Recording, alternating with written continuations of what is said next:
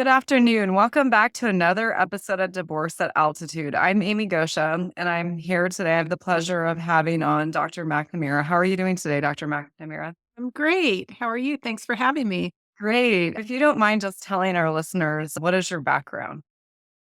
So, I'm a licensed psychologist in private practice. I'm in Fort Collins, Colorado.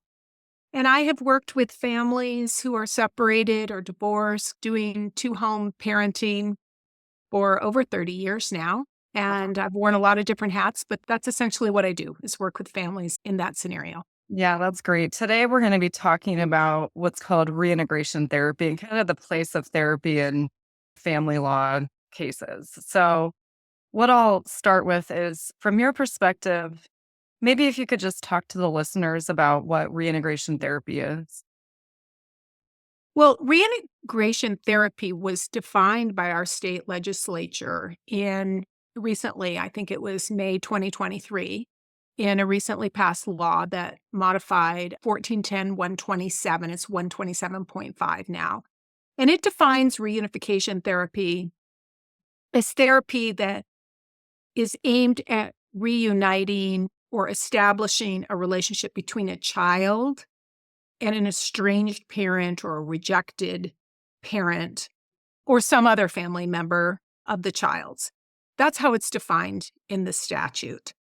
So we do have a statutory definition, and it's really focused on a particular kind of problem that might come to a therapist for services. A lot of times when I'm dealing with families, especially in two households, you have two parents that maybe, depending on the percentage of parenting time that they have, they don't really know what's happening sometimes if the communication is not great in the other household. So, one thing I look at is if there's issues around the child isn't doing well, I think about getting, a therapist involved. I know we'll talk more about specifically the place for reintegration therapy, but from your perspective, what is the issue with dealing with kids and families in these two household situations? Where can therapy really be a useful tool? And perhaps the turmoil that has come with the separation or divorce, or the parents may come in for some help and guidance around how do we do this? How do we do this better? How do we do this with our unique circumstances?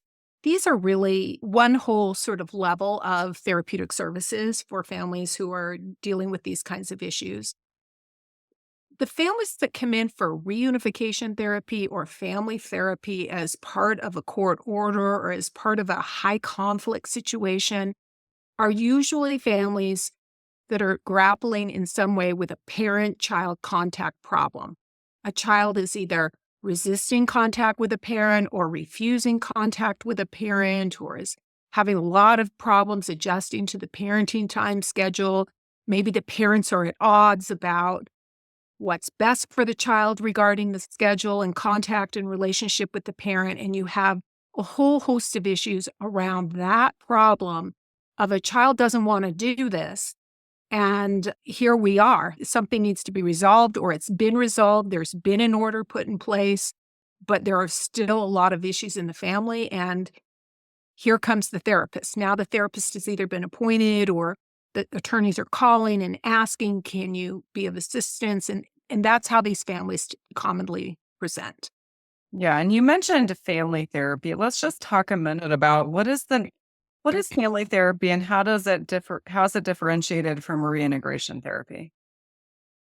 So, family therapy is a form of psychotherapy that involves family members wanting to understand each other better, support each other better, work through difficult situations. There's a whole host of problems that might be presented that are affecting a family system, a group of people who are in a family relationship, a family system relationship. So when you think about reunification therapy, it's a type of family therapy. And yet it's not a form of family therapy that are any of the major models of psychotherapy. So for example, we have cognitive behavior therapy, and we have family systems therapy. We have these therapies that are known and recognized, and we have these theoretical models. Reunification therapy is a particular kind of problem, and there's a literature around what kinds of strategies and approaches and structure might be helpful in those kinds of therapies. But it's really a type of family therapy. Okay. And you mentioned a law change, and that happened in May of 2024 or 3, correct? 23, I believe. Yeah. Yeah. And that was the codification of 1410 127.5, which we refer to as the Caden law. Let's talk more specifically about what you said that reintegration therapy was defined, but what are some other implications that came from that statute being enacted? The law itself has to do with when there's been a claim or an accusation of domestic violence or child abuse, including child sexual abuse, or the court has reason to believe there's been domestic violence or child abuse. Mhm. The law prevents the court from doing certain things. For example, the law states that the court cannot remove the child from a protective parent or restrict contact with a protective parent solely to improve the relationship with the accused parent. That's a pretty powerful piece of legislation right there. Right. The court cannot do that. And then that has implications for this broader pool of families that I think we're talking about when we're talking about family therapy or parent-child contact problems, because there are many reasons why a child might resist or refuse contact with a child abuse.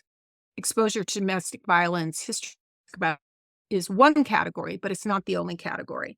And there are other things in that law about the courts not to order reunification therapy unless there is generally accepted and scientifically valid proof of the safety, effectiveness, and therapeutic value of the therapy.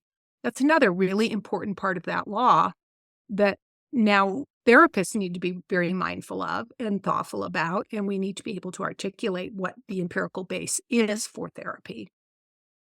And the other thing about that law that stands out, at least for me, is that the order must address the actions of the accused party primarily. It must focus on the actions of the accused. So rather than flipping it around and talking about maybe the other parent as a gatekeeper or an alienator or something like that, the focus should be on the accused party's actions.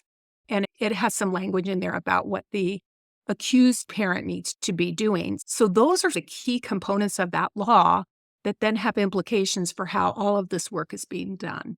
And I look at the first section of that law, the legislative intent. There's some stark statistics talking about approximately 15 million children are exposed each year to domestic violence or child abuse. I think, and you and I were discussing this, but the intention of this law was probably intentioned, but there are some limitations that have come with it. So, what are some of those limitations that you're seeing in your practice when it comes to reintegration therapy that have transpired since the codification of this? I Gosh, there's a lot of aspects to that. One is that, as I've mentioned earlier, when a child is resisting or refusing contact with with a parent, we professionals of all stripes, legal professionals, mental health professionals, all of the professionals who are interfacing with the family, the court system, we need to be thinking about the many contributing factors to that situation. And when we come into these situations and we assume it's one thing or another, or we're quick to label it as one thing, and very commonly in these cases, we go quickly to, is it parent alienation or is it abuse? Which is it, A or B?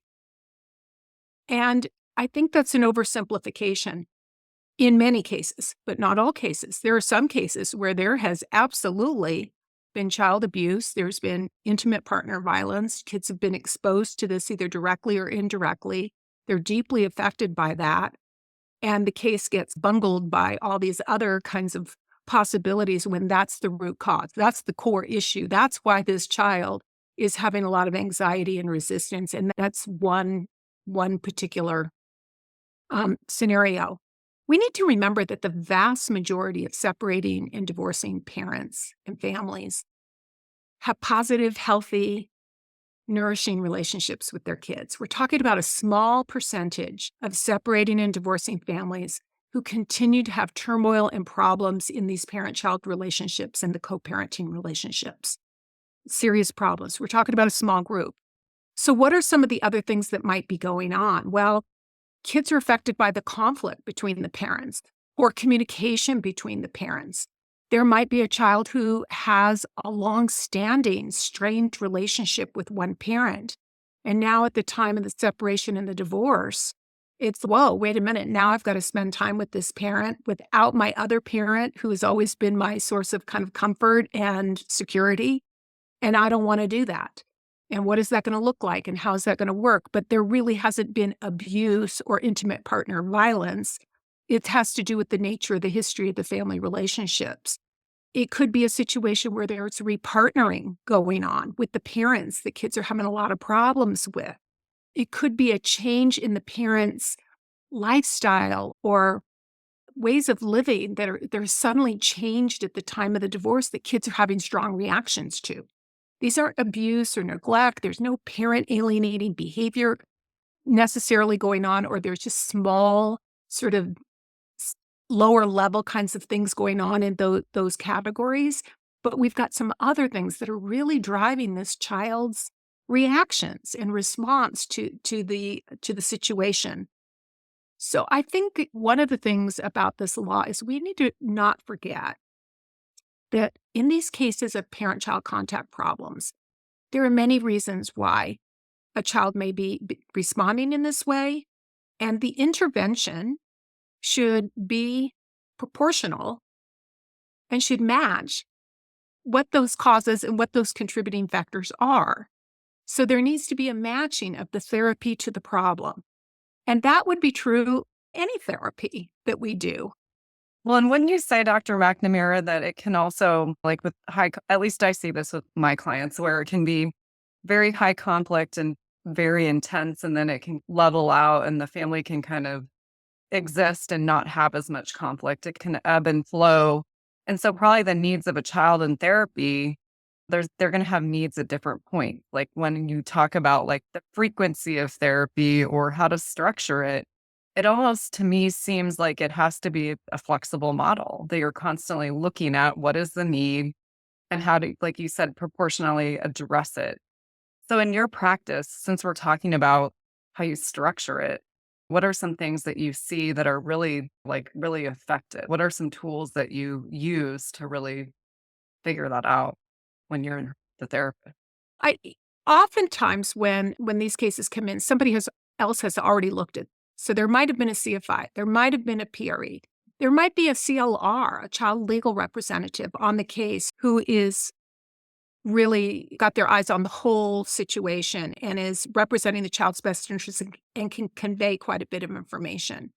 But usually, the therapist does need to get to know the family members who are going to be involved in the therapy and understand their concerns Mm. and understand their hopes and their wishes. And you also have to be aware that you're in this sort of legal arena where issues may still be pending, or maybe they've been newly resolved. There's been an order, the parenting plan's been finalized, but somebody's decided we do need to get some family therapy going or reunification therapy going because we've got this strained parent-child relationship.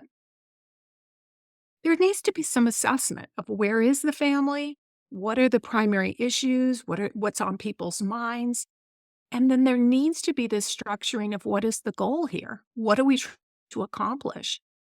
And in my experience, you have parent A's hopes and wishes and goals and parent B's hopes and wishes and goals, and they don't always match. And then you've got the child or the children's aspirations. And so one of the early parts of therapy is often getting ourselves straightened out on what is our overarching goal? What are we trying to accomplish here? Right. Trying to just make you adhere to the parenting plan? Are we trying to, in which case I'm likely to say, you got the wrong person here. I'm here to help with relationships. I'm here to help improve relationships. I'm here to help improve feelings of support. I'm here to help with deepening understanding. And the parenting plan, the parenting time schedule, that is not my job in the therapist role. Now, somebody else may have said, here's what the parenting plan is, and I may help you adjust and cope with the stress of a parenting plan that you didn't prefer. That may be part of the therapy. But the therapy is structured around the goals. So there's an overarching goal. There might be one or two or three of those. Each family member may have one or two or maybe three goals they're working on.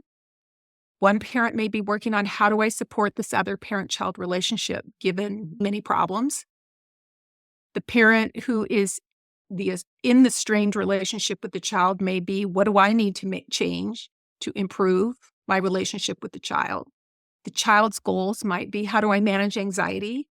How do I develop coping skills for a situation that I didn't ask for or want, but I find myself in? And as you're working in therapy, people know what they're aiming for. In my experience, a lot of therapy isn't structured very well. People don't know what the goal is, or they don't know what their goal is. And there's just a lot of rehashing of the problems without really getting traction. But when you have goals, now we're in a position to start evaluating, are we making progress toward those goals? And how are we going to make progress toward those goals? And we can begin to measure whether we're making progress or not. And it's usually an ebb and flow, 2 steps forward, 1 back, 3 forward, 1 back, this sort of thing.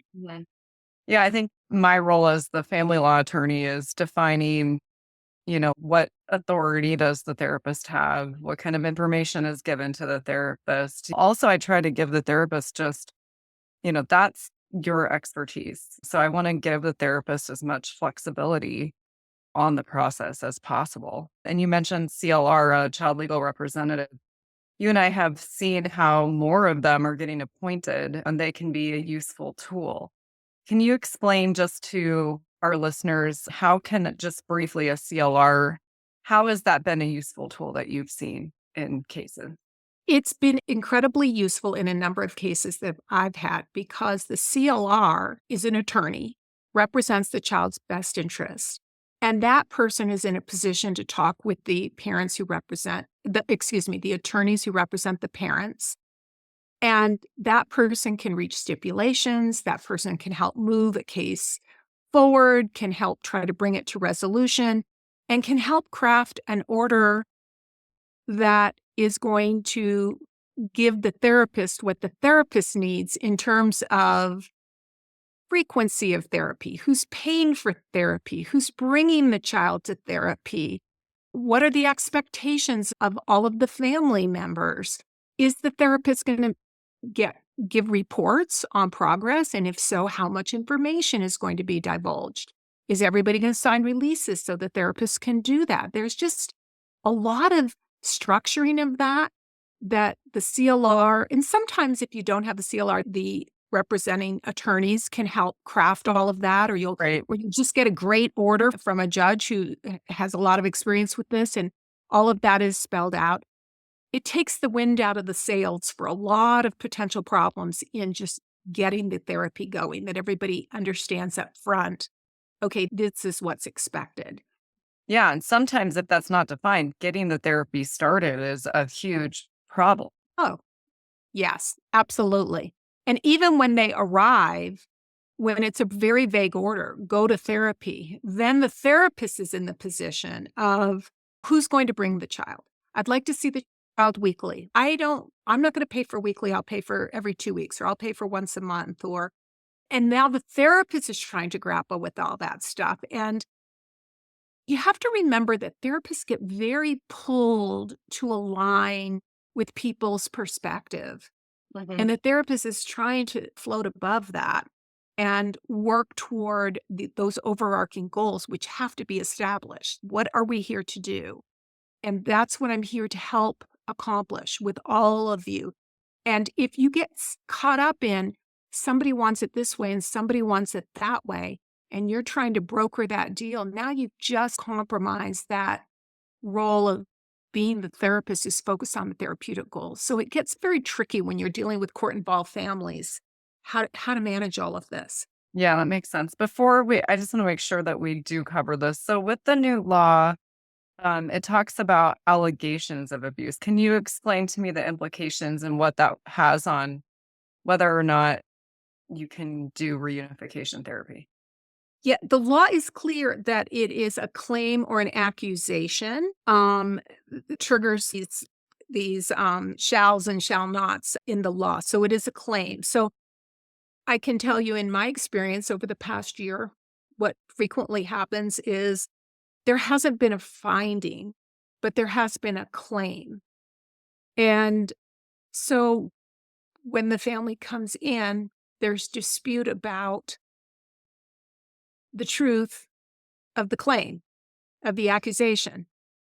And that's a real obstacle to overcome right out of the gate. The law is clear that the accused party should be taking responsibility for their actions. That's hard to do when there's no finding and there's been no admission of. So these are some of the really difficult things that you've got the law written the way it is, but it's not really addressing that we don't have findings in some of these cases. And we have situations where everyone can agree on what happened, but what you label it, how you label it, was that child abuse? Was that harsh parenting that was inappropriate and not okay, but doesn't cross over into the line of child abuse? Was there a finding of child abuse? And is it the therapist's job to be figuring out the truth of these matters? I would say not. It's not the therapist. So you're working with the family on moving forward. How are we going to move forward? What are our goals that we can try to strive toward? And this involves a lot of motivational, and a lot of empirically based, back to that thing about evidence-based practice. Evidence-based practice is you're using all of the skills and all of the best available information about effective therapeutic interventions to ground your work. So everything you're doing should be grounded in empirically based practice. And that's a combination of clinical experience and research based. It's not just a randomized clinical trial of a particular therapy. You're dealing with a unique family with a unique set of issues, and you're using the best available information to guide you in your clinical judgment. Before I go to measuring success in reintegration therapy, particularly, I have a client who will come in and say, what is reintegration therapy? What does this look like? How long is it going to take? Can you just briefly talk about the structure of it and like the length of time? Is there a length of time? Which I think then you can talk about how do we measure success? Because that could also be linked to the duration. And I don't want to speak for all therapists. I can tell you how I approach it. Yes. S- in my experience, most families come in and they can expect that this therapy is going to last several months. It is it going to last more than a year? Is it going to last years? Maybe. I wouldn't say that's typical, but I would say several months for sure, maybe up to a year. This is usually by the time they're coming to me and a court order has been written, that's typically in my practice what we're looking at. Now, sometimes it goes longer, but it's less frequent. Things have improved at that point, or there's been a determination that people are not benefiting from this therapy. It needs to end. That's one possibility too. That's what I would say about length of time. It all depends on the issues. It all depends on what's going on. So that it's hard to say broadly. Right. And I think just in terms of what to expect, people should be able to expect that they're going to receive informed consent, that they're going to receive information up front, preferably in writing and orally in conversation. This is how this will work. Here's what you can expect. Here's how you can communicate with me. Here's what you can imagine about how this is going to go. This is what your responsibility is. This is what my responsibility is. Here's where you report a complaint if you have a complaint. All of those mandatory disclosures and also just informed consent that people and how this is going to go. That helps with buy-in. That helps with consumer protection. It helps with ethical practice, and it's just plain best practice. And then the way I do it, not everybody does it this way, and there's empirical base for both. I work with people typically individually initially because I'm working with individuals trying to understand and trying to get them prepared for sessions that are going to be, say, parent child, or maybe both parents, maybe the favored parent, maybe the out parent, whatever the case may be. By the time I bring them together, I've got them ready to do that work because I've done some individual work. So initially, it's costly because you're talking to child and you're talking to parent A and you're talking to parent B, and maybe you're reading some documents and maybe you're talking to other therapists. But then by the time you get to the joint sessions, it's less often because people are together. It's goal driven. We're adjusting goals as we go, but we're working on goals. We're working on the tasks and the process that's going to get us to reaching goals. And we try one thing, we try another, but there's a structure. There should be an empirical grounding to that. And there should be explanation of what we're doing and why we're doing it. Now, that doesn't mean it's always in everybody's comfort zone, Right. but you hopefully aren't pushing people too far outside their comfort zone. That's the work of therapy. Now we're doing the work and you're dealing with it and you're trying to gauge, are we making progress? What would progress? Are you feeling better? Are you doing things you weren't doing before that you were afraid to do, but now you're not afraid to do? Are things functioning better? Is the co-parent communication, has it improved? Is the parent-child contact higher quality? Has parenting behavior improved? Whatever these goals are we making progress? Can you document what the progress has been? And you're trying to make reasonable progress toward those goals. And how will we know when we get there? And so that would be my general description of how it goes. Yeah. And I would say, just to listeners, like from the attorney perspective, we also have usually an order appointing the reintegration therapist, and it will delineate within the order when is reintegration therapy terminated. Is it determined by the reintegration therapist? Is it determined by having a status conference with the court and hearing from the reintegration therapist? And like you had mentioned, sometimes it's determined that it's really not benefiting anyone anymore. And I've seen with progress, and you can probably weigh in because you do this work, progress can even be just sitting in those joint sessions, probably, or going out to have ice cream with a parent, depending on like how severed the relationship is. That's at least what I've seen. It can be very little progress or really a lot of progress. Yeah, the goal might be to try to create a more comfortable, positive, safe, nurturing relationship between a parent and child. The tasks might be, we talk about you sit in the room in therapy, just getting into the room and being emotionally collected, calm and collected. That can be progress.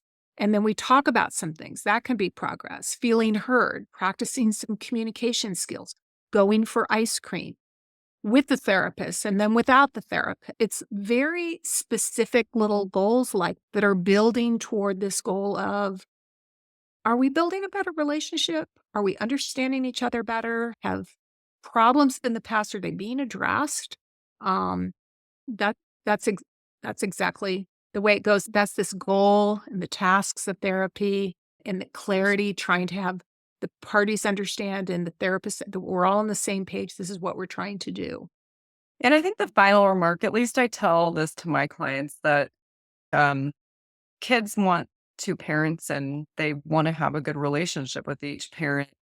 And you want to do what you can to make sure that happens. But it is very hard when you're representing one party and there's maybe some things their viewpoint is the other parent is, the worst parent ever. But I think from a kid's perspective, they always want relationships with their parent. I view reintegration therapy as a tool to really help with that. But do you have any final remarks from your perspective on how this type of therapy really can help in high conflict cases? Yeah. I guess my takeaway would be I would not be doing this work if I hadn't seen with my own eyes over the years people get better. Mhm. People might not get what was initially hoped for or wanted, but that doesn't mean that they can't get better, and they do get better. So there is reason to be hopeful. Not all cases. Some cases, there's a lot of reasons why it's just not going to go anywhere and people are not benefiting and we need to stop. And that's just what needs to happen. Mhm. And I guess the other takeaway comment I would have here is I do think these CLRs are professionals that we should be looking a little more toward in these very high conflict cases where we've got Caden's law coming into the mix here and therapists who are anxious about doing the work under this new law and all of that.